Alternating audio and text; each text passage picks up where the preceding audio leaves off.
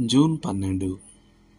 సర్వకృపానిధియగు దేవుడు క్రీస్తు యేసునందు మిమ్మును తన నిత్య మహిమకు పిలిచెను. పేతురు రాసిన మొదటి పత్రిక 5వ అధ్యాయం 10వ వచనం.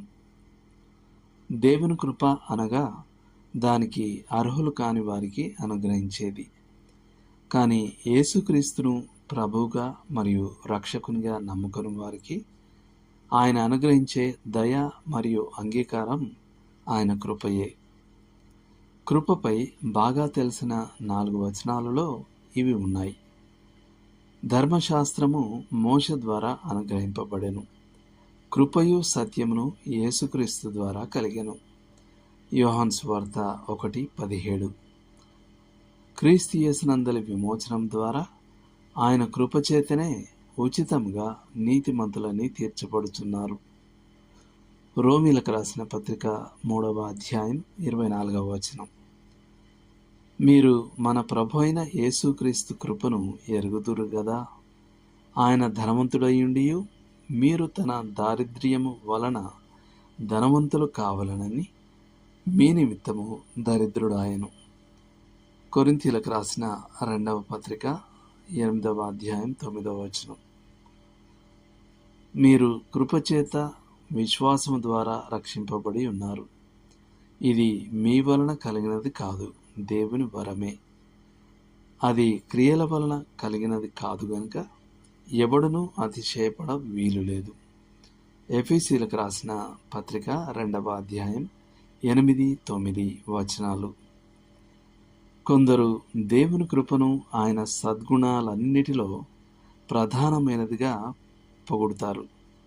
ఉదాహరణకు శామ్యూల్ డేట్స్ ఇలా రాశాడు: అద్భుతాలు చేసే గొప్ప దేవా, నీ మార్గాలన్నీ నీ దైవిక గుణాలను ప్రదర్శిస్తాయి. కానీ నీ కృప యొక్క ప్రకాశవంతమైన మహిమలు నీ ఇతర అద్భుతాల కంటే ఎక్కువగా ప్రకాశిస్తాయి. నీ వంటి క్షమించే దేవుడెవడు? అంత గొప్ప మరియు ఉచిత కృప ఎవరికి ఉంది? కానీ దేవుని గుణలక్షణాలలో ఒకటి మరొక దానికంటే గొప్పదని ఎవరు చెప్పగలరు? దేవుడు ఎల్లప్పుడూ కృపగల దేవుడే, పాత నిబంధనలోను క్రొత్త నిబంధనలోను. కానీ ఆయన స్వభావంలోని ఆ అంశం క్రీస్తు రాకతో ఒక క్రొత్త మరియు ఆకర్షణీయమైన రీతిలో బయలుపరచబడింది. ఒకసారి మనం దేవుని కృపను కొంతవరకు అర్థం చేసుకుంటే మనం నిరంతరం ఆరాధకులుగా మారతాం.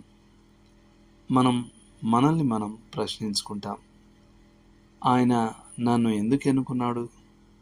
ఇంతటి అయోగ్యుని కొరకు ప్రభు అయిన యేసు తన జీవరక్తాన్ని ఎందుకు చిందించాడు? దేవుడు నన్ను నరకం నుండి రక్షించడమే గాక ఇప్పుడు పరలోకమందు సకల ఆత్మ సంబంధమైన ఆశీర్వాదములతో నన్ను ఆశీర్వదించి నిత్యత్వం ఆయనతో పరలోకంలో గడపడానికి నన్ను ఎందుకు నియమించాడు? అటువంటి నీచులను రక్షించిన ఆ అద్భుతమైన కృప గురించి మనం పాడటంలో ఆశ్చర్యం లేదు. ఆ తర్వాత దేవుడు తన కృప మన స్వంత జీవితాలలో పునరుత్పత్తి చేయబడి మన ద్వారా ఇతరులకు ప్రవహించాలని కోరుకుంటున్నాడు. మనం ఇతరులతో వ్యవహరించడంలో కృపగల వారిగా ఉండాలని ఆయన కోరుకుంటున్నాడు. మన సంభాషణ ఎల్లప్పుడూ ఉప్పు వేసినట్టు కృపతో కూడినదిగా ఉండాలి. కొలస్సీలకు రాసిన పత్రిక 4వ అధ్యాయం 6వ వచనం. ఇతరులు సుసంపన్నులు కావడానికి మనం దరిద్రులుగా మారాలి. కొరింథీయులకు రాసిన 2వ పత్రిక 8-9. మనం అయోగ్యులను,